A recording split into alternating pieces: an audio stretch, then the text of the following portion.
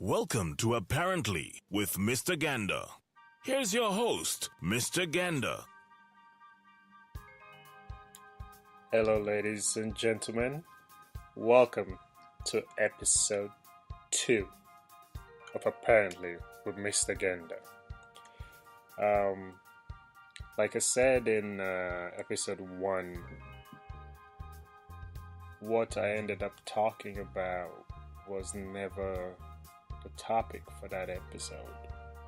And like I told you in episode 0, things are going to change. They're not this fixed set where I can't deviate or go and talk about something different. I wasn't planning on talking about, African queens or about my African queen. The plan was to talk about what I'm going to talk about today, which is the pursuit of happiness. So yes, as you see in the title, episode 2 is the pursuit of happiness. So, before I started recording, I said, well, you know what? Let me just Google what happiness is. And this is what I got from Google. It says happiness. It's a noun. It's the state of being happy. Okay? What does that mean? I went ahead and Googled, what does it mean to be happy? It says happy is an adjective, feeling or showing pleasure or contentment, fortunate and convenient. So, to be happy is to show pleasure, is to be content. So, I guess pursuing happiness, you're pursuing contentment, and you're pursuing being able to show pleasure and all that stuff. So yes, today we're going to pursue happiness. We're going to pursue happiness in relationships, happiness in our jobs, happiness in our religions, happiness in our lives. Like me, I'm sure you guys have several people you follow on Instagram, on Twitter, on Facebook that just look happy. Or at least on social media, they're happy. My question is, are they truly happy? And how can we tell if they are? If somebody tells you I'm happy, does that mean they are truly happy? Is it one of those what women say kind of thing? When they tell you, oh, nothing's wrong, but then something's actually wrong? I don't know. What I'm here to talk about or discuss is just what I have been trying to do to be happy. I've told myself over and over that I'm happy in certain situations, but then it turns out that I wasn't. Like you always say, hindsight is always 20/20. I've been in relationships where I was convinced I was happy. It's like, yeah, this is what it should be. This is what happiness should feel like. And then I get out of those relationships and I start something new and I'm like, oh my God, I was so unhappy in that thing. That thing was miserable. How come I never saw that? And this is what happiness is right now. Right now, this is what it should be, not that. That was never happiness. And then I'll get out of that, and then I'll get into something else. I'm like, oh my world, what the heck was I thinking? If that was happiness, this is heaven. I am so happy. So my question to you folks is, happiness something that we just keep pursuing? Are we ever gonna get to a point where we can say, yes, we have achieved true happiness? Is it a state of mind where it's dependent on where you are in your life that you think, well, I am here now and this is my happiness? Feel free to comment, feel free to send me a DM on Instagram, shoot me an email. The email is info@mrganda.com.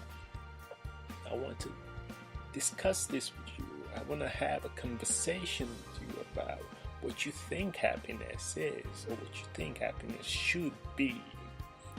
So, I'm open, wide open. For me, happiness has been a little bit tricky because I've been in things where, well, let me start with the whole happiness in relationships.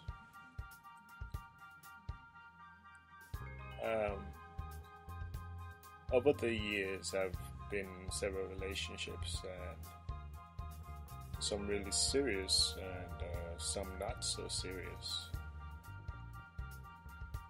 And I have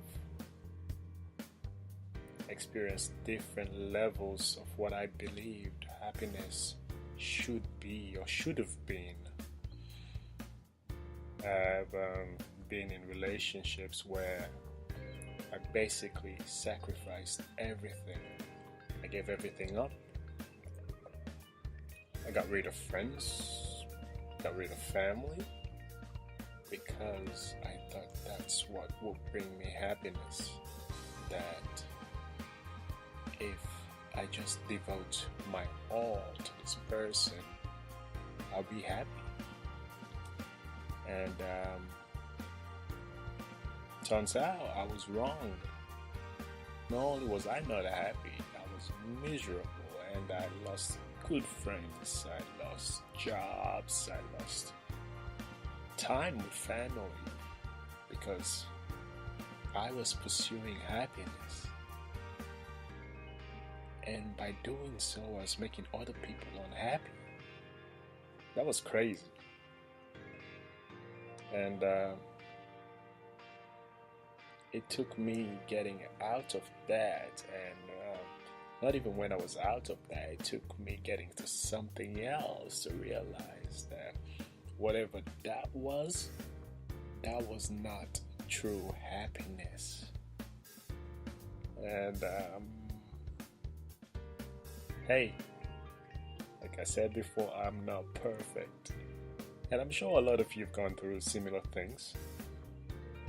But it's crazy when I say it out loud and I hear myself talk about it. It's like, geez, dude. Wow. But my question to you, and please, you can comment about it, you can talk about it, share this, and ask other people. My question to you is your happiness dependent on somebody else? Do you try to see if other people think you're happy before you actually accept that you are happy? Is it like one of those things where you go and say, well, if they think I'm happy, then I must be happy? Is that how happiness is for you? Is it a thing where you have to kind of convince others, or well, rather have others convince you that you're happy?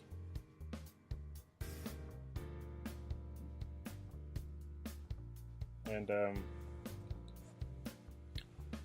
what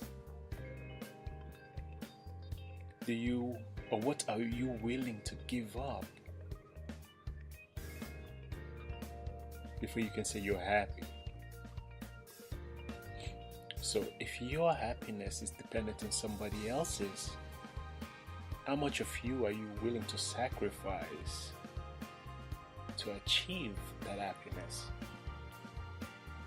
So that's something I really want to know, because in my case, I thought sacrificing all of me would not even be enough for me to get that happiness. So I sacrificed all of me and more. I sacrificed myself. I sacrificed other people around me so I can get that happiness, so I can just be acknowledged and say, yes, I am happy, because she acknowledges me, because she thinks I am happy. So I am. That's crazy. Saying it now is like, dude, you really did that? But hey, I did. I'm not ashamed to admit that I did that, because I've been on the other side where somebody has sacrificed all of themselves for me. They just assumed if I accepted them, we could be happy together. And I either did that, I accepted them, and it turns out we were not happy together because they were sacrificing things I cared less about, things I was not worried about. That's what they were willing to sacrifice. Or I just was not into whatever it is they were offering. So, again, is your happiness dependent on somebody else's? Do you need somebody to validate you before you can be happy? And my second question is this. If you don't need validation from somebody else,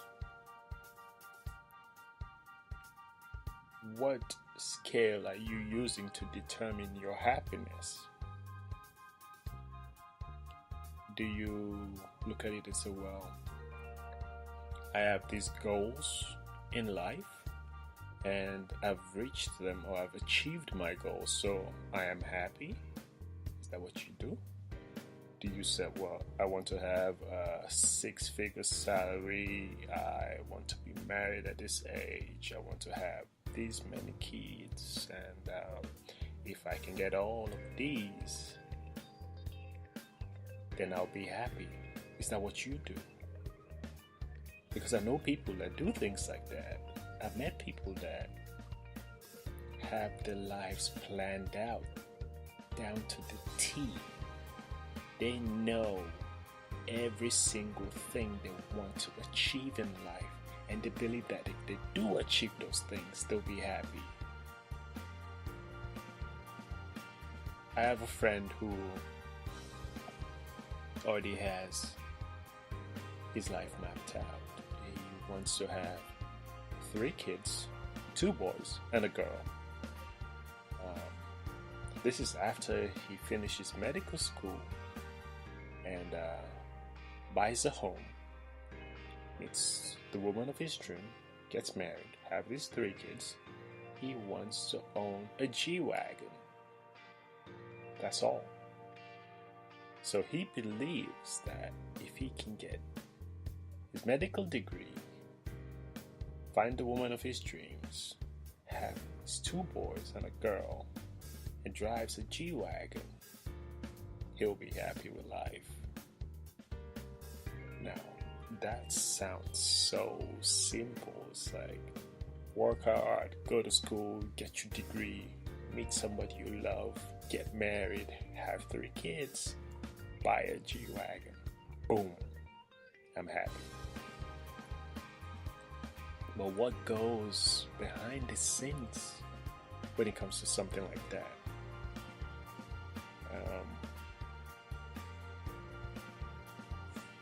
How many years of schooling do you have to do? How much struggle do you have to do? How many study groups do you have to be a part of? And the stress of medical education and all that stuff. The debt that you have to go through to get to that point. And then you walk across that stage. Everybody's clapping, like people are celebrating your success. Then you get handed this paper that looks like somebody spilled oil on it. It's so flimsy, it's so thin. And they say, congratulations, you have achieved a medical degree. And you're like, the crowd goes wild. But that's just the beginning of it, you know? Now, you have to be licensed to practice medicine, which means you have to go through the whole thing of working as an intern and all. Well, not an intern, you know what I mean. It's just, the word's just escaping me right now. And you start doing all these crazy hours at the hospital to get the experience. Yes, you've had the education, now you need the experience. Your residency, exactly, that's what I was looking for, residency. And you do maybe a year or two, maybe 3 years of residency, and then finally you can practice on your own. You are a full-fledged medical doctor. Yeah, you. But then, through that struggle, this person you've been dating has been stressed out because they don't have enough time to spend with you. You're never there. And they leave. And you have to start going for the next step. You have to find that person you love. And you love this person that you were with through medical school. This could have been the one. But just because of that struggle that you were going through, you were not paying attention to them. And you miss out on that. Does that mean that's the end of your happiness? No. You gotta keep going. You gotta keep trying harder and harder and harder. And let's say you become a medical doctor. You get to buy that G-Wagon you want. But you never really get to meet that person. And let's say you still ended up having the 3 kids with different people that you were not married to, whatever. So you have the medical degree, you have your G-Wagon, you have your 2 boys and a girl. Are you happy? Or is it one of those, you still have to get married to that person? Like, let's say 10 years into your life, you finally meet that one. Then you get married. So now you have your medical degree. You're a doctor. You're married to the woman you love. You have your 2 boys and a girl. And you have your G-Wagon. Are you happy? Or do you still need to have those 2 boys and a girl with the one you love? Do they have to be her biological children before you can be happy? It's crazy. If I just focus on just the relationship part of happiness, I can go on and on and on. But hey, I just want to throw the question out there. Is your happiness dependent on you achieving the goals you've set for yourself in life? If so, share with me. I'd love to know. Are you just one of those people? This is my third question. You're just one of those people who just goes with the flow. Whatever it is, you're happy. Doctor or no doctor, you're still happy. Kids or no kids, you're happy. Wife or no wife, husband or no husband, you're happy. As long as you're alive and you see another day, you're happy. If you're that kind of person, please tell me how you do it. Because a lot of us are not. Some of us are hybrids of the first two. Some of us are hybrids of three. I don't know how that works, but I just believe we are. Some of us are not. But if you can just go with the flow and be happy in whatever situation you are in, how do you do it? I would really love to know. So please, shoot me an email, info@mrganda.com. DM me on Instagram. Send me a DM on Twitter. Now, let's go to the professional side of happiness. What makes you happy professionally? Is it getting to the top of the ladder, being the top person, the CEO of the business, being the one everybody looks up to? Is that what makes you happy? Or is it just having a job that makes you happy? I know people that have been in the same job for 20 years. They've been in the same position for 20 years. They've been paid like basically the same salary for 20 years with just little adjustments, little increases, and they've been perfectly fine with it. I know other people that in the last 5 years they've had 4 promotions and have had over $40,000 increase in their salary, but they are so unhappy because they feel like they're missing out on something. They've still not reached where they need or they want to be. So, what is it about happiness in your professional life that makes you the way you are? When I started out my first job, which to be honest, I was shocked coming from Africa. I've always thought about America as the place where you go and just, relax and things come to you. Life is so easy. And then I turned 18 and my cousin was like, hey, you need a job. And I'm like, what's that? He said, you need to find a job and start making your own money. And I was like, you're kidding, right? Kids do that? I said, yeah, kids do that. And I met somebody who's been working since she was 16. And I'm like, wow. You do that in America? You work at 16? He's like, heck yeah.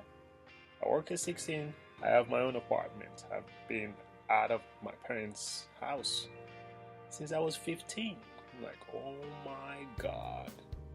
Here were people in Africa living with their parents till they're 30. Or even after that. Or till after they get married. They still live with their parents. Some of them never worked a day in their life till they finish college or like in the 20s. And here in America, land of the free, the best place to be. The kids working, teenagers working, making their own money, buying their own cars, living their own lives. Wow. So I got my first job. I was unhappy. Excuse the sniffles, it's just change of weather. And I got my first paycheck. I was being paid $5.40 per hour. That was back in 2004. I was in Augusta, Georgia. I worked at a Kroger grocery store. And I remember walking into the store and to get an application, I asked the customer service, I said, I'm here to apply for a job as a bagger and or cart wheeler, whatever the title is. And there's this white guy standing there with the typical goatee and everything. And he looks at me, and he says, where have you worked before? And I told him, I said, nowhere. This will be my first job. He said, where are you from? I said, I'm from Sierra Leone. I said, oh, cool. He said, come up with me to the office. Went up to the office. Turns out he was the store manager. And he gave me the application. He said, go ahead and fill it out. I started filling it out, and he was asking me questions about Africa and everything. I was answering, just filling the application out. He said, you really want the job? I said, yes. He said, cool. He said, you got the job. I was really excited.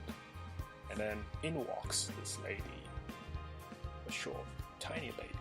And she goes, sir, my assistant manager just quit. And I turned and looked at her like, okay, this is weird. I'm applying for a job and somebody's quitting a job. Wow. And she goes, so I don't know what I'm going to do because my vacation is coming up and I need somebody in seafood to help out. And something in me just snapped. And I said, hey, I can do it. And the guy just looked at me like, you can be an assistant seafood manager? And I said, why not? I can do it. It's seafood. Well, in my head, I was thinking, I've dealt with fish. I've seen fish being cooked. And how bad can it be? I had no idea what was in the job, what the details were, what the responsibilities would be. I just said, yeah, I'll do it. And he said, well, okay then. You're my seafood manager, my assistant seafood manager. I'm like, okay, cool. And they paid me $5.40. Now that I think about it, I was being paid the rate of a bagger while working as an assistant manager, which I'm pretty sure the pay rate was a lot higher than what I got. But hey, I was an 18-year-old kid. I wasn't about to argue my very first job. I just got an instant promotion from a bagger to assistant manager for seafood department.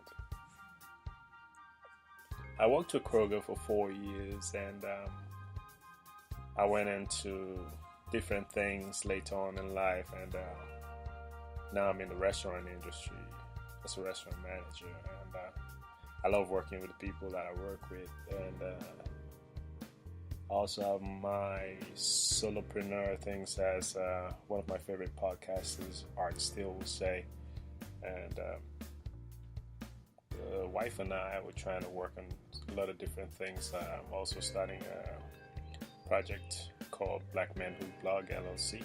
I'm working with a few awesome fellas trying to bring a platform for black creative men to come together and work with one another. So I have my side hustle, let me just put it that way. Several side hustles, and because the goal is to one day be my own boss, work for myself and not have to worry about working for somebody else. But I am not happy professionally because I don't feel like I'm where I want to be. When I do get there, I don't know if I'm going to be happy because I'm going to crave more. I'm going to want to be more successful. So, are you like me? Is your happiness at your job based on your promotions and everything and your salary? Or is it based on that inner feeling that you're doing something for the good of the world? Are you one of those that it doesn't matter what you get paid as long as you're helping others? I used to be that person. I think I'm still to a certain extent, but now I have a family, so yeah, it does matter what I get paid. Before I could care less what you pay me because I loved working with people as long as I'm helping people grow. And I've been in situations where companies have taken advantage of that. They've taken my ideas and used it, well, without compensating. And then when I do decide to leave, it's like, oh, you want to leave? Oh, we're about to do this for you. If you were going to do it for me, why did it take me wanting to leave for you to tell me that you want to do? Why don't you just do it? Don't wait for me to want to leave before you try to do it. Hey, that's a whole different topic, but back to what I was asking. Are you just the one that cares about how you're seeing your status? Just so you can tell people, I work for the FDA, or I work for Apple, I work for Google. Is that all you care about? Or it doesn't matter what you get paid as long as you work at Google. You don't really have to tell people what you do at Google. Just tell them I work at Google or I work for Apple. Just because of the name that you associate it with and the brand that makes you happy because you're working for them. Everybody goes like, ooh, I've been trying to get a job there. How did you get it? But you don't share. You don't tell them who to contact. You don't share their resumes, their CVs.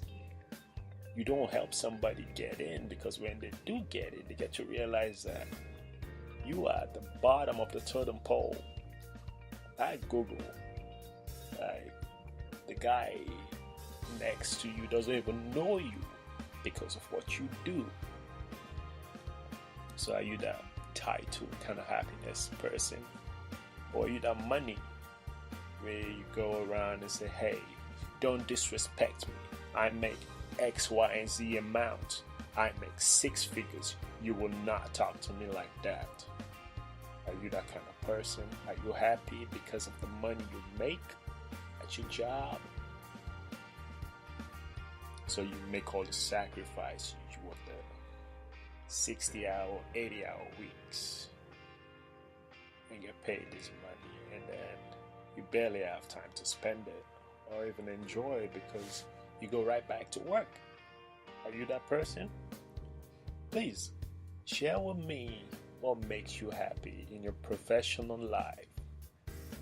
I'm eventually going to have another episode where I'll look at all this information I get from you and address it. For me, I am at a point where I want to help the people that work for me get to another level. And I also want to help myself get to another level. And I want to build a relationship. It's not just about the money. The money is very important to me because of my family, but I want to build a relationship with the best people in my industry, like the masters in my industry. I want to have a master class with them. I want to be in their presence and learn everything that I can. That is what would make me happy, when what some of the big names in my industry will hear my name and go, oh yes, I remember talking to him. And they'll pick up their phone and give me a call and say, hey, I just saw an article about you. I just read your book. I just hired one of the people that worked for you. And just them mentioning your name told me that there was no reason for me to even question their integrity or question their professional achievement, because they've worked for you. And if they've worked for you, that means they're at the highest point in their careers. That's where I want to be. That is my happiness. And one day, I'm going to get there. So, we've addressed happiness in relationships and happiness in personal lives. So, the third thing I want to talk about is spiritual happiness. again, choose the sibling.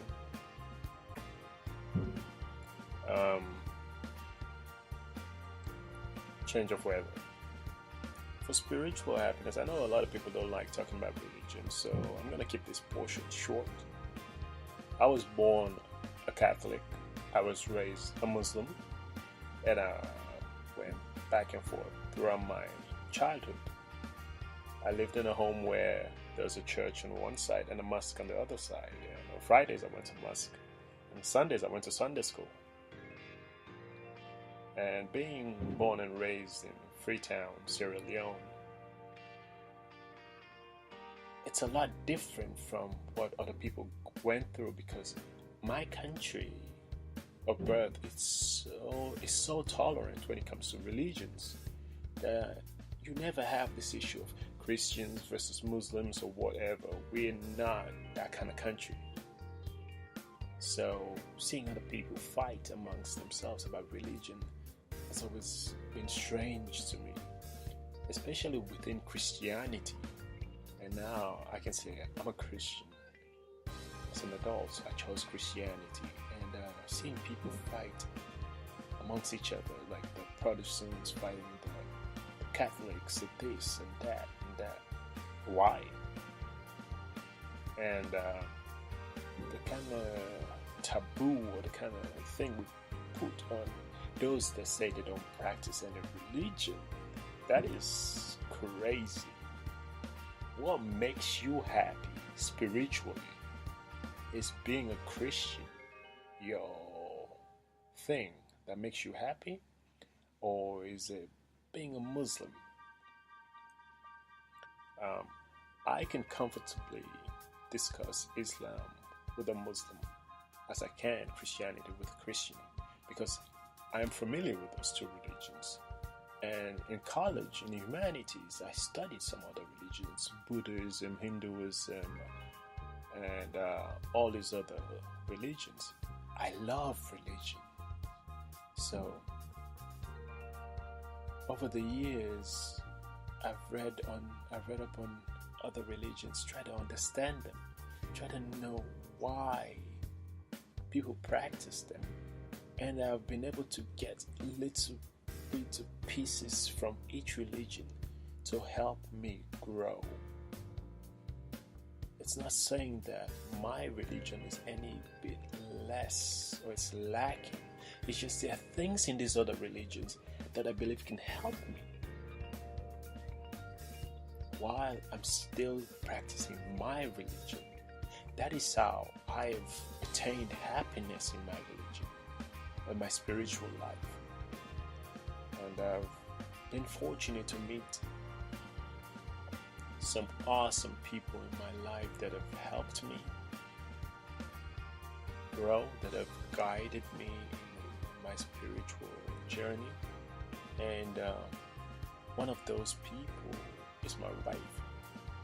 And she's been a very strong voice when it comes to my spiritual growth and my spiritual happiness. And I appreciate her for that. She did not force me to choose one thing or the other. What she forced me to do is to recognize when I'm happy where I am spiritually. It's like, hey, I'm not going to force you to go to church. But if you call yourself a Christian, you have to ask yourself, are you just a Christian by name? Or you're a Christian by faith and action? So if you are a Christian by faith and action, and you know part of being a Christian by faith and action is going to church and actually worshiping, then you should do it. If you're not, then don't call yourself a Christian by faith and action. If you're just one of those, I'm a Christian by title, accept that and do you. If you want to be a Muslim,